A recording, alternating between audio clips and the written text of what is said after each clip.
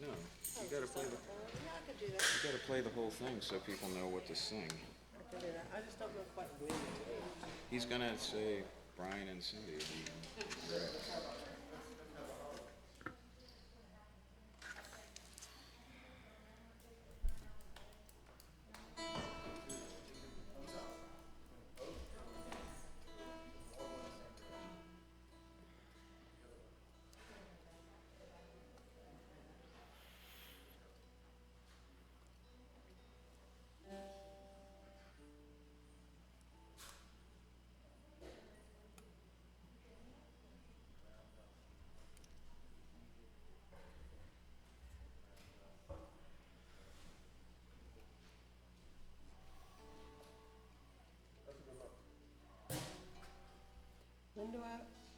When do I start? He's gonna announce you. Okay. And then we just dive in. Right, Okay. exactly. Okay. Got it. I'm just gonna ring the bell. I'll walk up and welcome people, introduce you, introduce the song. Okay. And that would be Okay. okay. I didn't know I was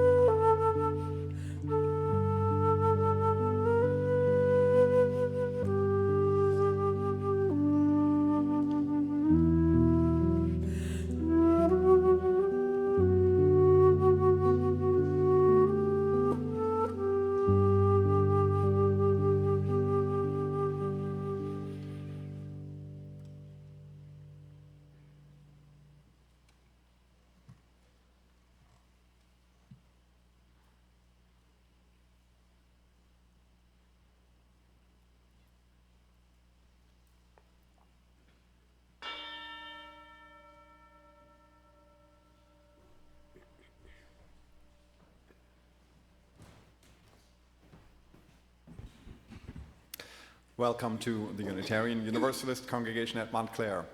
My name is Markus Grae Hauck. My pronouns are he, him, and his, and I serve as the Director of Music Ministries for this congregation. It's good to have you all with us, both in person and virtually. We ask you two things if you're in the space. One is that you check your cell phone, make sure it's not only silent, but in airplane mode, because if it's on the Wi-Fi here, that affects our bandwidth, and that sometimes can cause problems.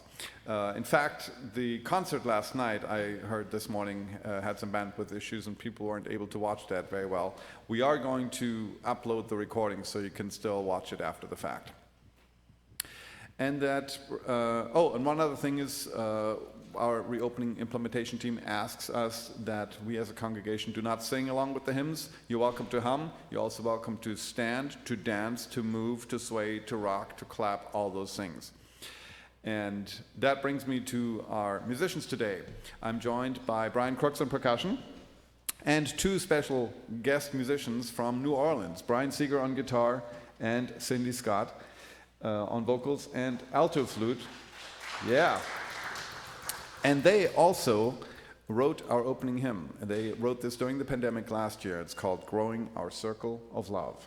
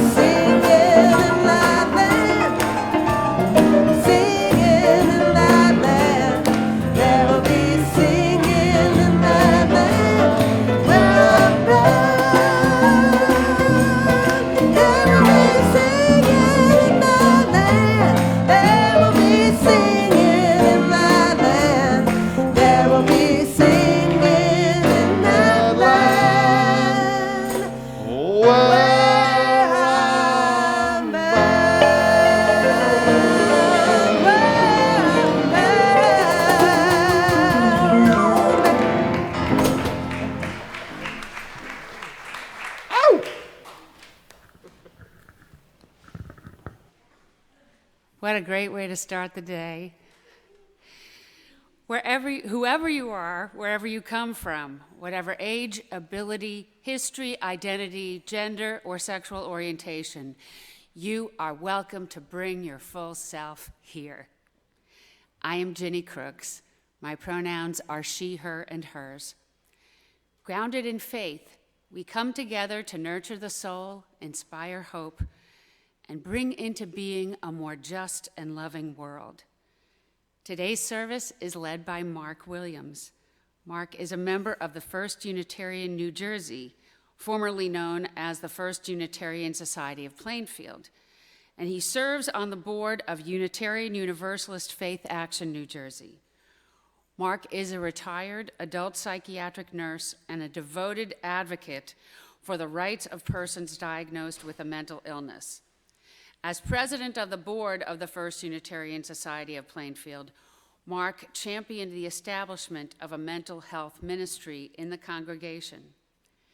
Should you find yourself triggered or challenged by today's service, we have 2 pastoral care associates joining with us to be of service. Joel Naftelberg is present on our virtual service stream on Facebook.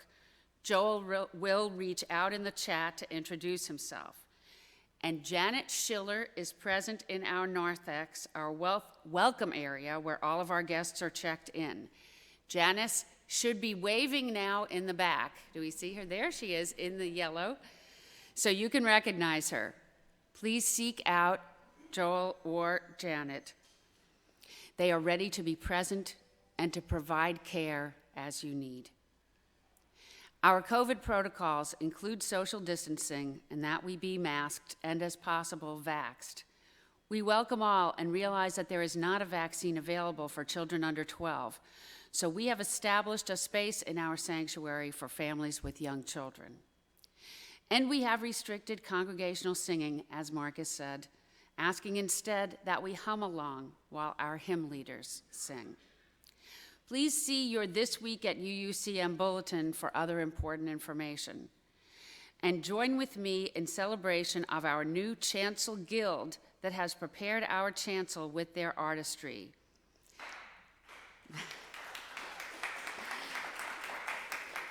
Thank you, Chancel Guild members, Karen Freed, Kathy Riley, and Ramona Hildenkamp. Ours is a covenantal community.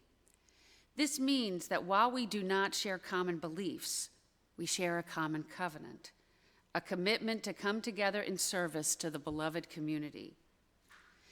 Let's light our chalice as our chalice lighting affirmation is shared.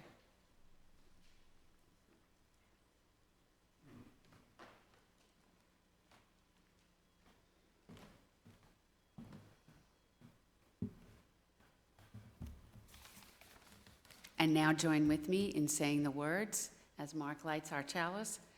Let us open our senses to take in the beauty. Let us open our minds to learn what is true. Let us open our hearts to love one another.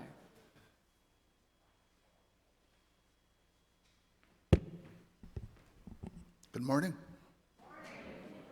Thank you for this opportunity to share this space with you this morning, to take this brief but important journey with gratitude and grace. Gratitude for the opportunity to be in community, not only with one another, but with the spirit of our indigenous ancestors, the unceded first people of Montclair, the Lenape, and with grace in acknowledgement of our first, and I believe, most important Unitarian Universalist principle, the inherent worth and dignity of every person. To journey this morning, to be educated, informed, and inspired, to be the meaning of Montclair, bright mountain. To occupy a higher plane of vision so that our path may be clear as we strive for justice, equality, and compassion in our human relations. We gather here today as friends with attention to a common goal, the goal of continued service to the communities we call home. As we work together on behalf of all who live in this city and surrounding communities, may we gain strength from one another through reason and compassion. Systematic change is not easy, and therefore we seek the patience of each other as we strive to learn and grow, and the endurance to make a difference. In a time when a woman's right to choose is under constant threat, in a time where too many have no community because homelessness is just one paycheck, one rainstorm, one mental health crisis away, in a time when our planet is under assault from nature and climate deniers, in a time when walking, talking, driving, eating, sleeping, praying, breathing while black is still a thing, in a time when so many perceive no future, so few believe in the power of hope. Know that on this day, at this time, in this space, we can start to build a bridge of hope.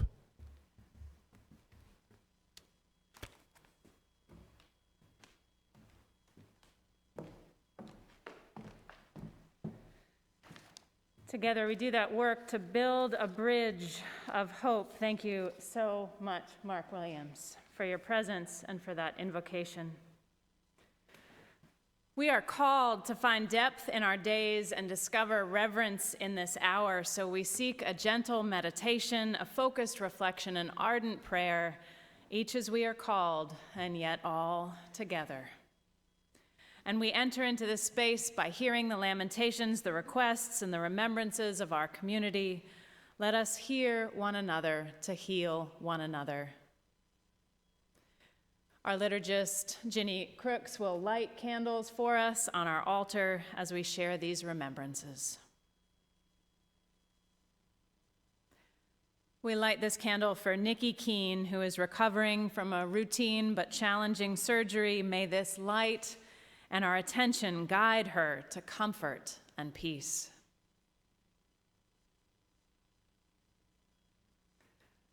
We light this candle for Susan Kirchmer. Susan, longtime member of our congregation, and her husband Stan are in the process of moving to Rhode Island. We light this candle to recognize the challenge of this process and to honor the many ways that they have graced our congregation with their light over the years. Susan especially served our congregation by leading our ministry to interfaith hospitality and by bringing dances of universal peace. Susan's here today. Susan, I think I saw you come in. Hi, Susan. Susan will be present this week and next Sunday. This is a time to bid her peace and comfort on her journey and give her your love.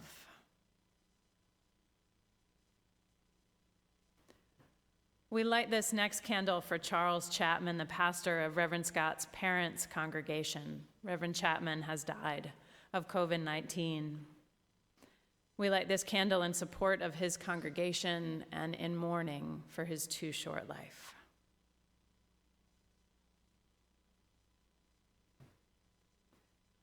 And we light this candle for Ursula Walls, who is recovering from a heart attack at Mountainside Hospital. She's on a path to recovery and will need to make lifestyle changes. Please hold Ursula and the Walls family in your prayers.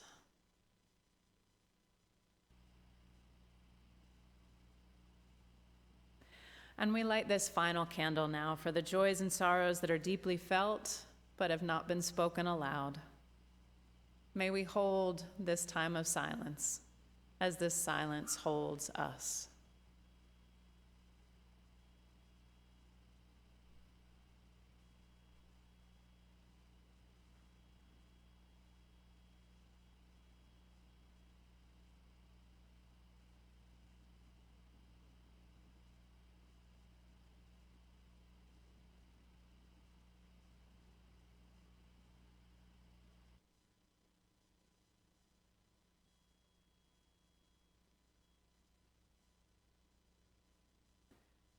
May our listening inspire acts of love.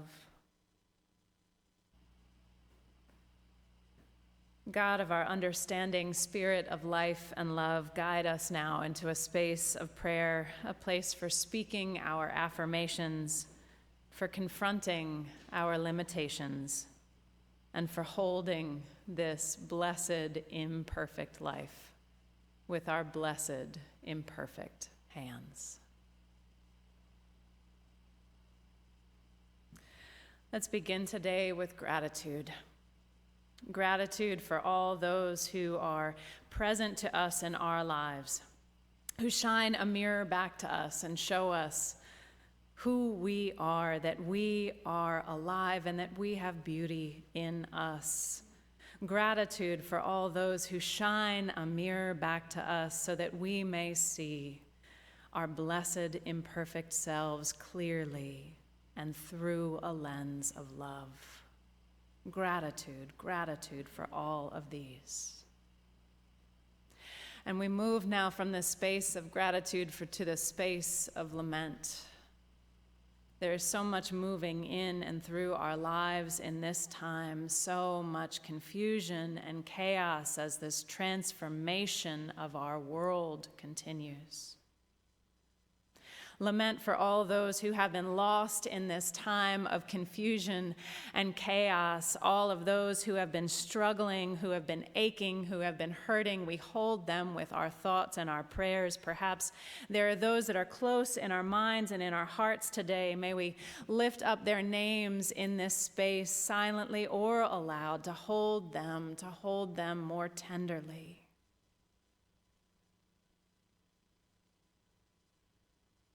And let's move in this space now from gratitude to lament to praise. Praise for this morning. Praise for the blessing of this day. Praise that we have made it here again for another day. We're alive, folks. Praise. Praise for the blessing of being together in community in this space or joining us virtually. Praise for the chance to gather, to be with one another. Praise for the holy that holds us through all that moves in our lives. May it be so, and amen.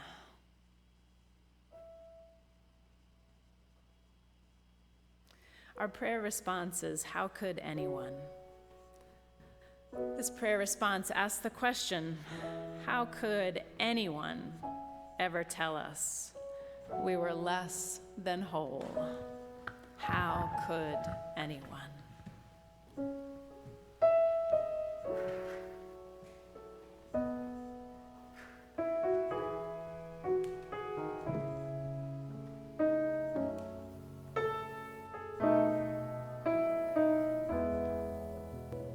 How could anyone ever tell you you were anything less than beautiful?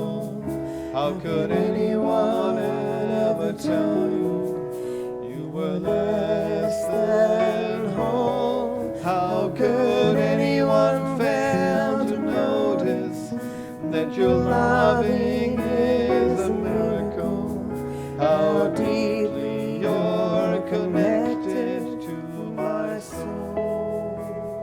How could anyone ever tell you you were anything less than beautiful? How could anyone ever tell you you were less than whole? How could anyone fail to notice that your loving is a miracle? How deeply you're connected to my soul. How could anyone ever tell you you were anything less than beautiful? How could anyone ever tell you you were less than whole? How could anyone fail to notice that your loving is a miracle? how deeply you're connected to my soul.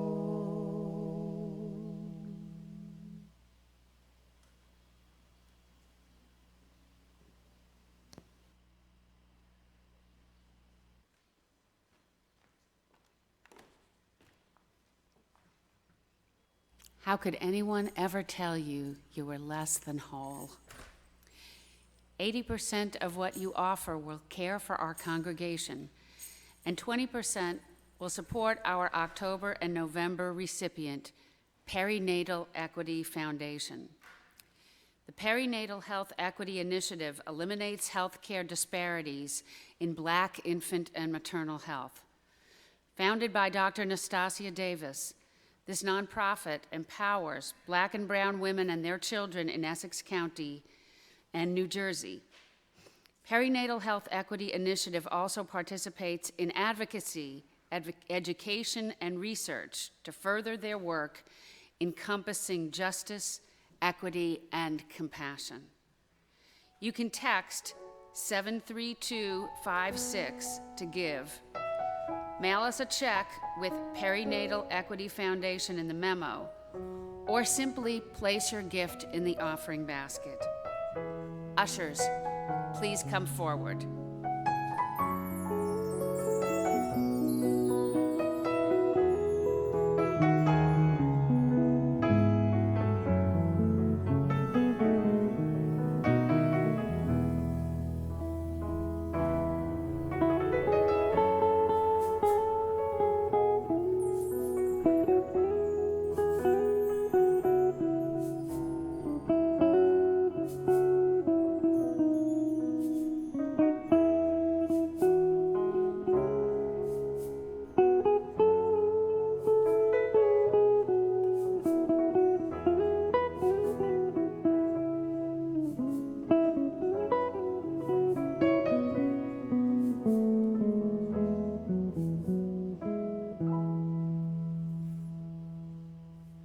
All of your gifts are worthy, and they are all received with love. Our reading today was written by our guest speaker, Mark Williams. This is his piece, I Am. 1 in 4 adults experience a mental health disorder every year. I am the soldier returning from Iraq, Afghanistan, diagnosed with post-traumatic stress disorder. I am the inner-city parent suffering from depression who sits in her darkened living room, worried if her son will make it to the end of the day alive. I am the 10-year-old child sexually abused by my father, my uncle, my brother, trusted adult.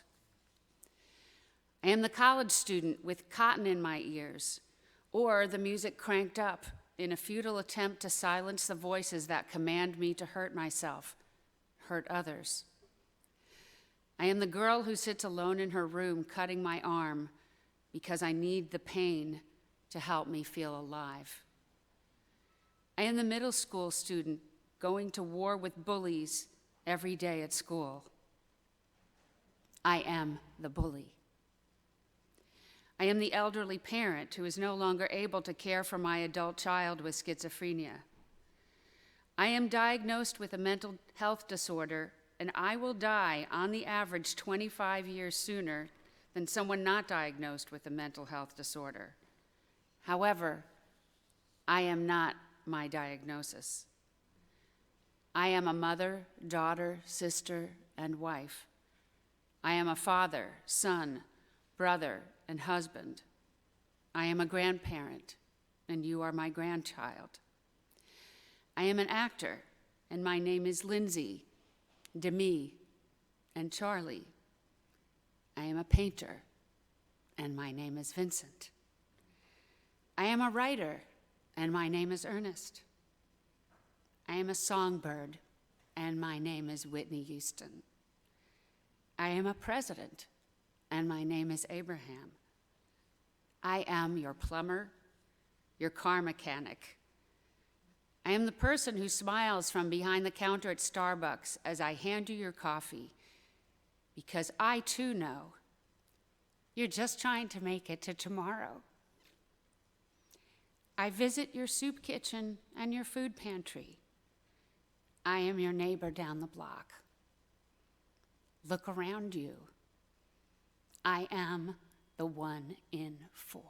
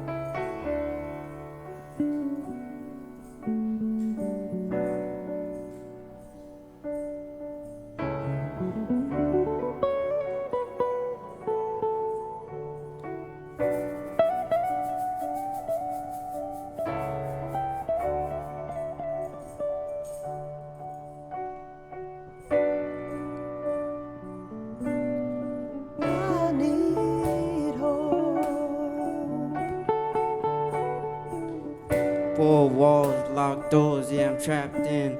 Underwater, can't breathe, suffocating. Can't think, and my thoughts be wondering. Nowhere to go, guess I'll stay and hiding, yeah. I'm feeling so alone. The world is kinda scary, so I climb back in my zone. Feeling so lost, trying to find my way home. Always been an outsider, cast away the unknown. I don't know what to do, should I tell my friends? But then again, my friendships may end. So I keep it to myself, won't let you in. Lord, tell me how much longer before it ends. It's like I'm living life through a dark tunnel. I can see life, but I can only see it. Even though some days I feel like I reached it, only to be knocked back down, tunnel feeling defeat. I start back up just to stop again. Failure becomes my reliable new friend. I need to be free to tell. I pray the stigma gone, I pray the fear will fail. I pray that God will free my mind from this jail cell. At least give me some people that I can tell, that I can trust. Won't write me off as wasted dust. I just wish my mind would hush. I need a bridge to get around to where I wanna be. I wanna live free from all this misery. Can you help me? Help me to be free. There is hope, you're not alone, on your own, by yourself. There is hope, we are here for you. He is too. There is hope, you're not alone, on your own, by yourself. There is hope, we are here for you, and he is too.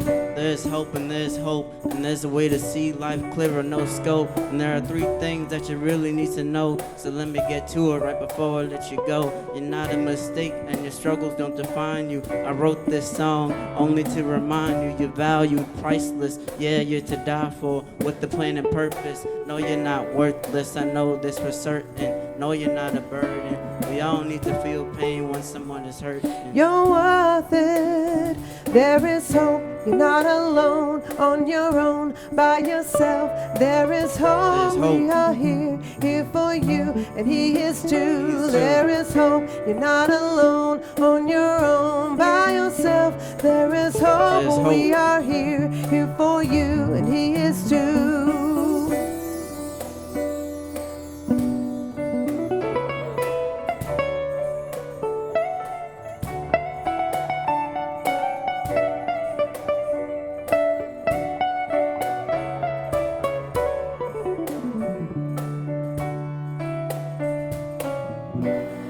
I need a bridge to get from where I am to where I wanna be. I wanna live free from all this misery. Can you help me?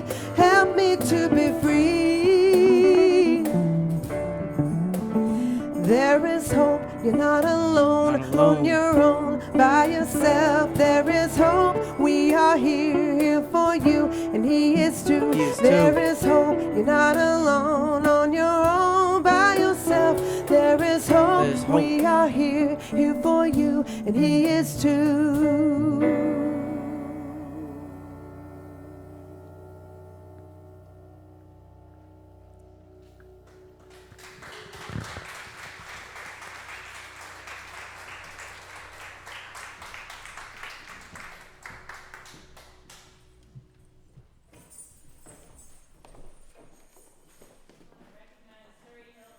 Thank you so much. That was beautiful, Zuri. And our mental health task force. Beautiful.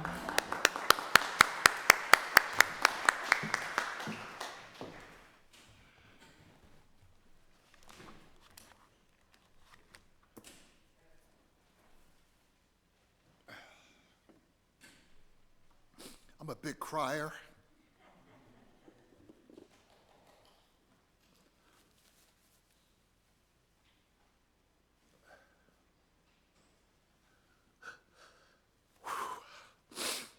I haven't even gotten started yet. Energy.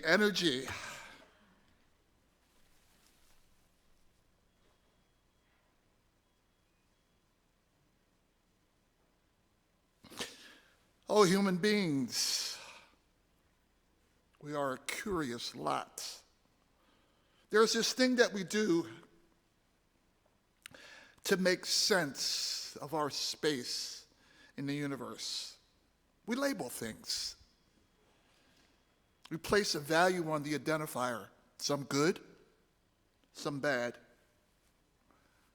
Labels often lead to stigmas. Stigmas lead to false narratives about people and things. When I thought about the title for today's talk, I wanted to make sure that I was called to model from a positive space, not one of pathology and illness. Mental wellness and our first Unitarian principle, the inherent worth and dignity of every person. Wellness, mental wellness. In 2013, in an article in Psychology Today, Graham Davely writes, "There are still attitudes within most societies that view symptoms of psychopathology as threatening and uncomfortable. And these attitudes frequently foster stigma and discrimination towards people with mental health problems. Such negative reactions are common if someone is brave enough to admit that they have a problem. And this can often lead to various forms of exclusion or discrimination, either within social circles or within the workplace." So what is mental health stigma? Mental health stigma can be divided into two distinct types.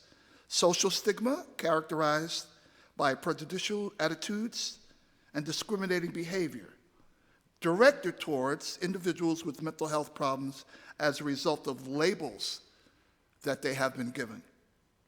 In contrast, perceived stigma or self-stigma is the internalizing by the person with a lived experience of their feeling of discrimination, and a persistent stigma that can induce feelings of shame and lead to poor treatment outcomes. The number one reason consistently given for individuals not seeking help when they need help is the stigma that is so often attached to having a mental health diagnosis. Not lack of services, although a problem, not lack of transportation or funding, but the fear of what other people will think of us. During my personal and professional journey since the age of 18, the way I view things around me, how I talk about things, the language that I use to express what I see, hear, and feel is reflective of both introspective analysis and external influences.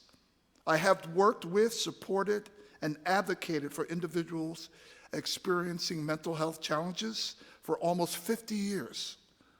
During this time, I have grown and evolved in my thinking and acquired values. I make sure as best I can that my language is person-centered. People are always more than their challenges. In 1972, I graduated from high school, and that fall I started working as an aide in a state psychiatric facility, not much unlike that of Essex County Hospital Center, except with a much larger campus-style footprint.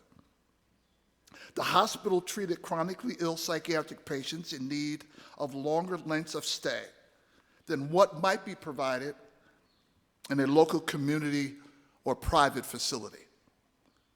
Reflecting back on my early years, my work environment was not much dissimilar to how the psychiatric environment was depicted in 1975's One Flew Over the Cuckoo's Nest, and not far removed from conditions depicted in 1948's Snake Pit.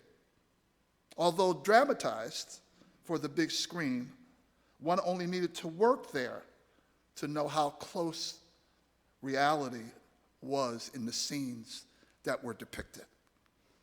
I am often reminded that places with people with disabilities are viewed by society from a perspective of their weakness rather than strength in the language we use to describe their condition. Addict, or person with substance abuse disorder. Mentally ill, a person with a mental illness. Unfit parent, persons experiencing barriers to successful parenting. Suffering from, or suffering with, working to recover from, experiencing, living with. A strength-based perspective as opposed to a deficit-based view of individuals allows for an atmosphere of hope. Hope that recovery is possible. Words create worlds. From the Minnesota Center for Chemical and Mental Health, the language we use to describe things and people in our world matters. Language not only describes our reality, but also designs it. In our daily lives, our word choices alter moods, self-perception, cognitive processing, and affects our physical and mental well-being. Our words can be harmful or healing, and we need to pay attention to what it is that we are saying. So how much might words show how we treat people with mental health challenges? Christine Capatides writes for the CBS News, early one morning, police in Detroit received a call that there was a man threatening to jump off the overpass above Interstate 696. There should be a slide up here. As several local enforcement agencies rushed to the scene with negotiators, police came up with an unexpected plan to safeguard against the worst-case scenario. Just after 1 a.m., Michigan State Police began flagging down passing semi-trucks and organizing them into a row beneath the bridge in order to shorten the distance that the man would fall if he were to jump. First, the truckers fell into line across the eastbound lanes of the highway. Then Michigan State Police closed the westbound lanes as well, as more semi-trucks arrived.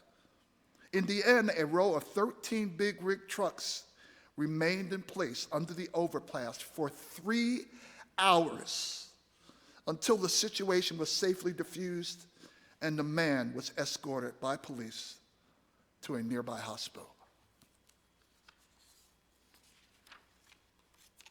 Example number 2, Katie Cush writes for the Patch staff. A Halloween, and this happens every year around this time when we have to deal with Halloween attractions in cornfields that have yielded their crops, and farmers are looking for a way to bridge the gap to make ends meet. A Halloween attraction has caused a major controversy for the real-life premise it is based on. At a farm, participants ride around in the back of a military-style vehicle shooting at zombies with paint guns who have taken over the farm. The controversial part? Where the zombies come from. According to the attraction's descriptions, the zombies were once patients living at a real-life Marlboro psychiatric hospital. The hospital is known for having patients disappear, never to be found. The event description went on to say, a disturbed doctor tried to cure these patients with injections of odd serums which accidentally turned them into zombies. If Marlboro had been a child cancer hospital whose patients had been turned into zombies because of treatment, would it be okay to shoot those patients with paintballs?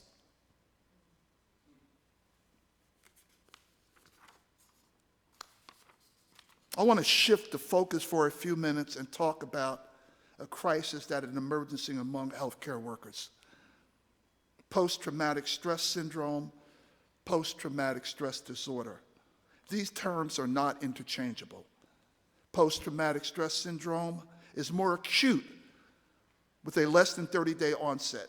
PTSD symptoms are more severe, persistent, can interfere with daily functioning, and can last for more than a month. The pandemic and the prior nursing shortages has reached a critical state for healthcare workers and healthcare facilities. Nurses are leaving the profession in alarming numbers, and the general population is choosing not to seek nursing and healthcare as a career path. Healthcare workers are expressing guilt at reporting symptoms often associated with PTSD because they are mostly associated with soldiers returning from battlefield conditions, such as those experienced by soldiers coming home from Afghanistan. They don't feel that their experiences equate fairly with those soldiers returning from combat. Some are reluctant to share those symptoms for fear of repercussions at work. Again, stigma rears its ugly head. As reported in an article by Dr. Amanda Kingston, Break the Silence, Physician Suicide in the Time of COVID-19. With the coming of COVID in 2020, the rates of physician burnout have climbed due to increased emotional demands, including increased patients' deaths, lack of feeling of control, personal blame for inability to do more for the patients, increased work hours, and increased emotional stress within the support system. Increased rates of burnout, symptoms of depression and anxiety, and increased social isolation and suicide rates are predicted to climb in the general population and within the population of U.S. physicians. I'm not quite sure if you can call this a silver lining, but the conversations around burnout, PTSD, and stress seem to be more public, more open. Since COVID-19, people are feeling empowered to talk about feeling alone, feeling depressed, not getting enough vitamin D from sunshine. I think there will probably be some significant research coming out of this as to why people feel empowered to talk about these feelings and these conditions that are happening to them. Possibly because they don't feel like they're the cause. There's this external, tangible reason. I've been ordered to stay in the house. I've been ordered to stay away from people. It's not my fault. When in reality, mental illness is no one's fault. Next, I would like to touch base on the intersectionality of mental wellness and social justice issues. Economic justice, environmental justice, reproductive justice, immigration reform, gun violence prevention, criminal justice reform.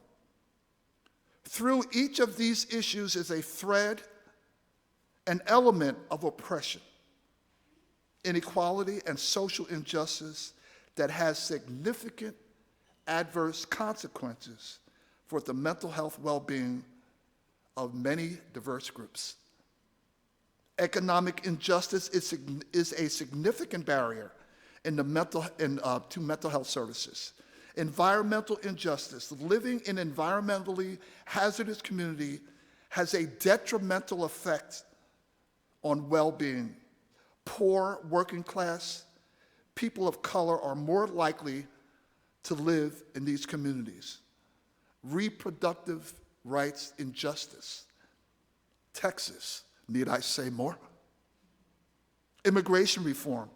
The psychological effects of immigrating to a new environment is well documented in research literature. Immigrants face significant barriers to accessing health care. Diverse communities face many barriers, such as higher levels of stigma, misinformation about mental health, and language that prevents them from receiving care. Even when they are able to access treatment, these communities often receive poor quality care due to a lack of cultural competence, bias, and inadequate resources. This results in misdiagnoses, dropping out of treatment, and a longer time to achieve recovery. Gun violence prevention. According to the Centers for Disease Control, 60% of deaths from firearms in the United States are suicides. In 2019, close to 24,000 people in the United States died by firearm suicide. Firearms are the means in approximately half of suicides nationwide. Criminal justice reform. According to the National Alliance on Mental Illness, today an estimated 44% of people incarcerated in jail and 37% of people incarcerated in prisons have mental health conditions.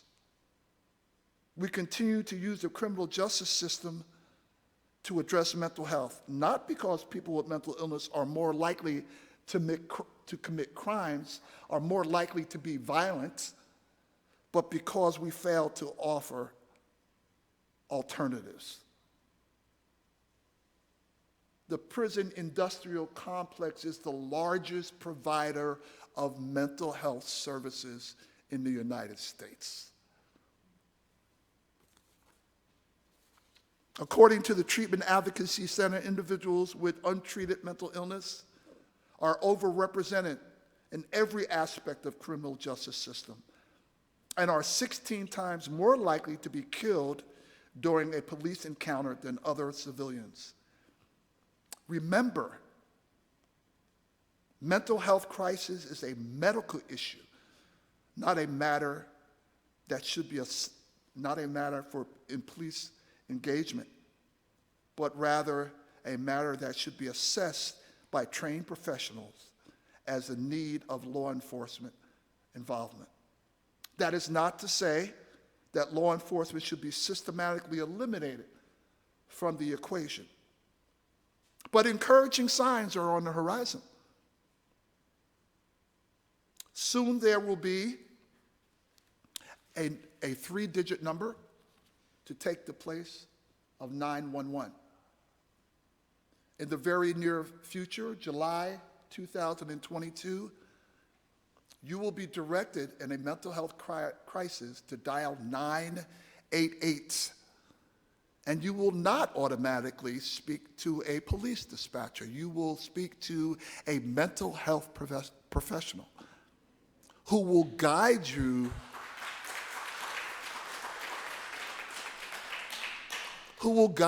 through your crisis, who will make sure that before you hang up that you have been directed to mental health services in your regional area. 1 o'clock in the afternoon or 1 o'clock in the morning, you will be speaking to a mental health professional. This will be funded by a surcharge on cell phones, and the funds will be dedicated and not available to be tapped into to balance budgets of any local municipality. So again, good signs are on the horizon.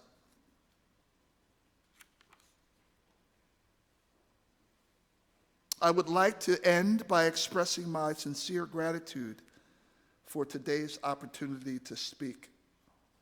Carol, thank you so much. And to the Mental Health Task Force, leadership of the congregation, all who came together to make the day possible, and of course, the congregation. Hoping that my words have shed a little light into the shadows, that your conversations about mental wellness are a little bit more informed, and as beings, we continue to strive for justice and equity and compassion in human relations. Some of the most comforting words in the universe are "me too."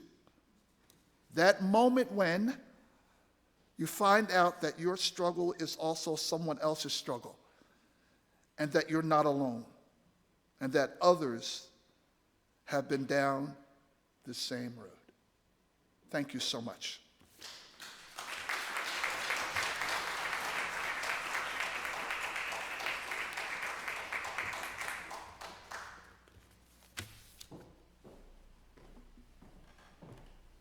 Please join us now in sharing our closing hymn.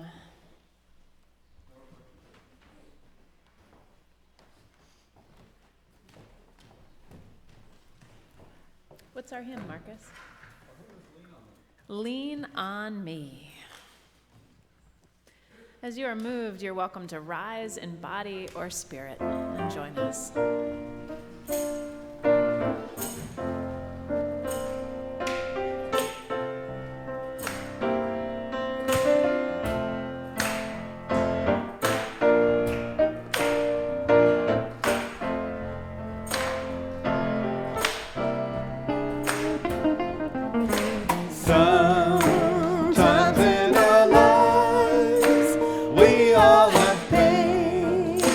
We all have sorrow.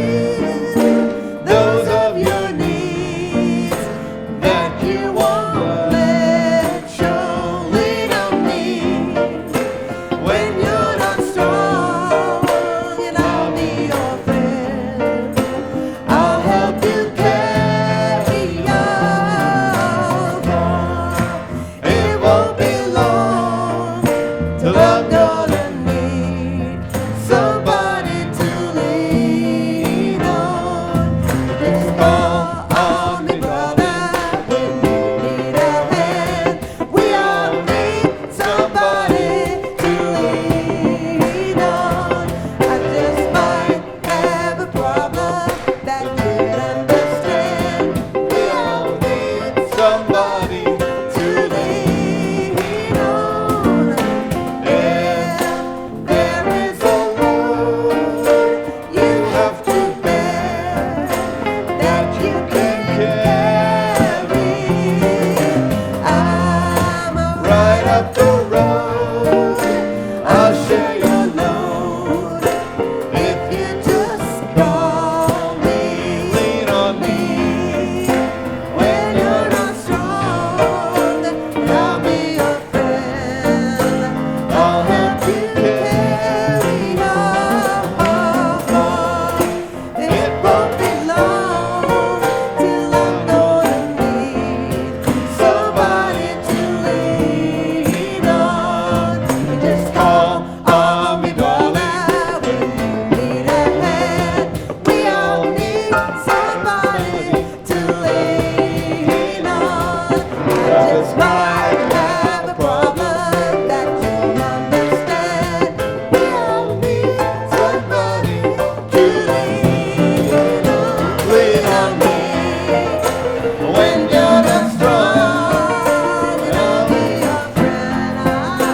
I'll help you carry on. It won't be long till I'm gonna need somebody to lean on.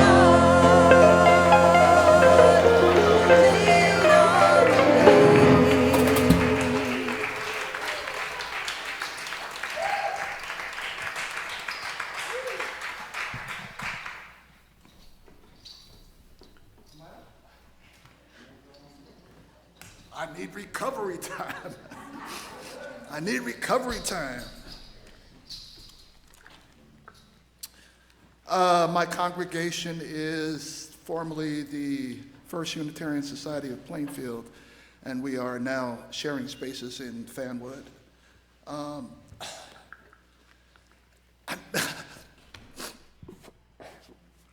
miss this so much, the human connection. Keeper of light and knowledge, we pray that darkness, fear, and ignorance about serious mental illness might be dispelled by the light of knowledge. We pray for peace and wholeness for those with troubled minds and hearts, that broken lives and relationships might be mended. We ask for understanding that the walls of stigma, labels, exclusion, marginalization might be broken down with education and advocacy.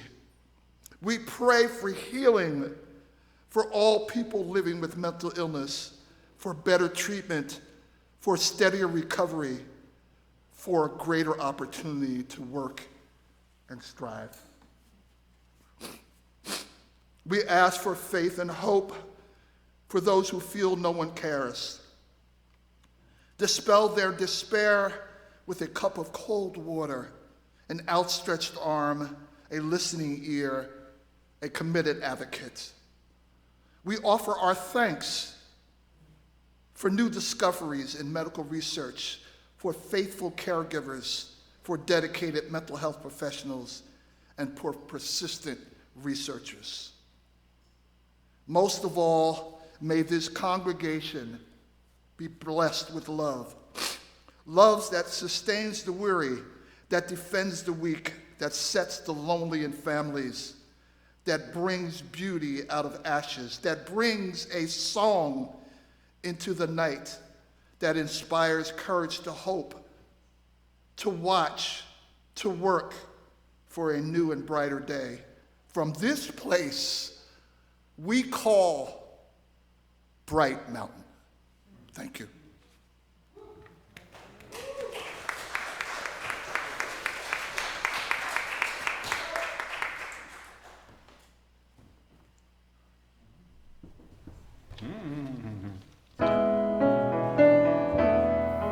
All worship has ended, let our service begin. Go in peace, go in joy.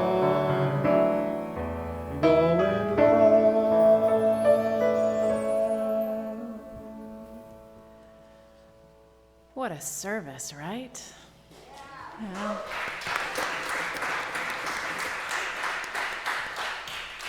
I want to invite you to attend to the reflection question that was on the sheet of paper you were given when you came in. That is a reflection question for you to reflect on today and throughout this whole week, month, year. This is a question to invite us to reflect on our congregation and how we can be a place of healing and hope with regards to mental illness. So I want to invite you to please, if you are so moved, join us for our Connection Cafe. We're going to be doing this today in person and virtual.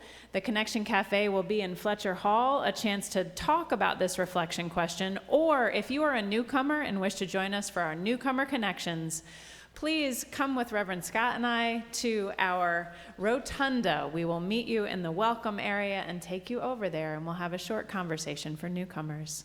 This ends our service. It does not quite end our service because we have a postlude, and we invite you to stick around and stay seated for that. And Cindy, tell us about the postlude. Brian and I and Marcus and Brian are going to do a song for you that a friend of ours wrote in New Orleans, and it's called Girl on the Corner, and he was driving off an exit on the interstate in New Orleans, and there's always this one particular young woman who's standing at the end of the ramp asking for help, asking for money, and he pondered who that person was, and the result of that is this song.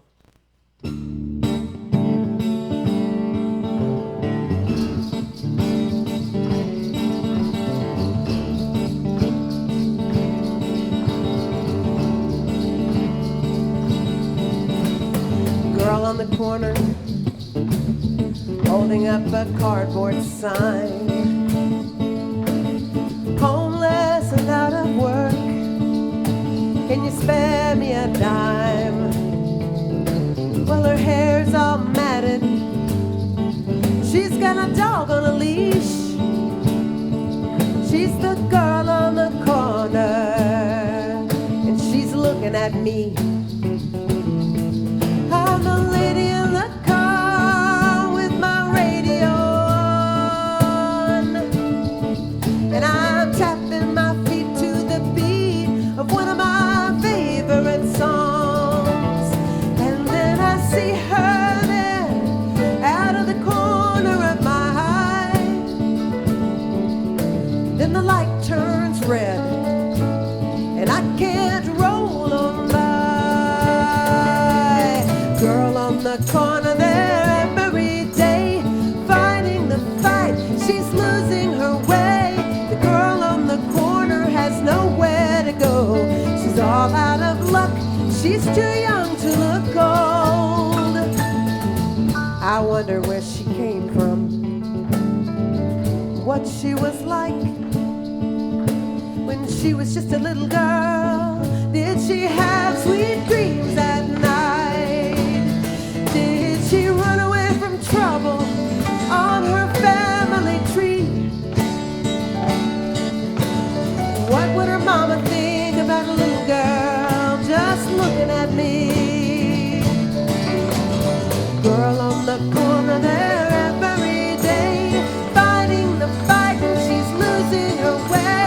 The girl on the corner has no place to go. She's all out of luck and she's too young to look old.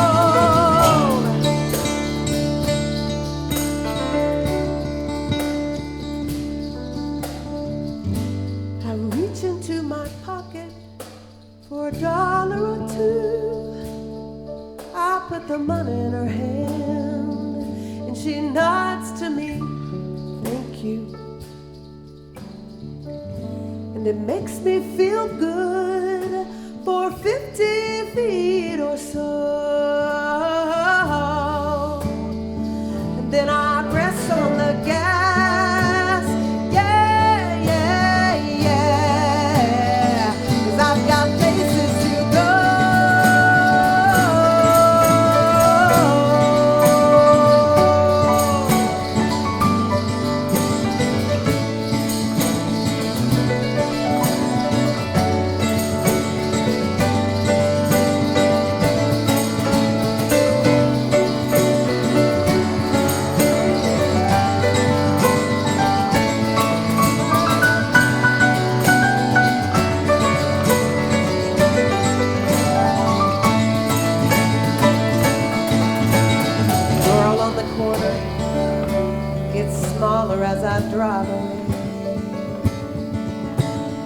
beating a path through the grass, walking up and down day after day.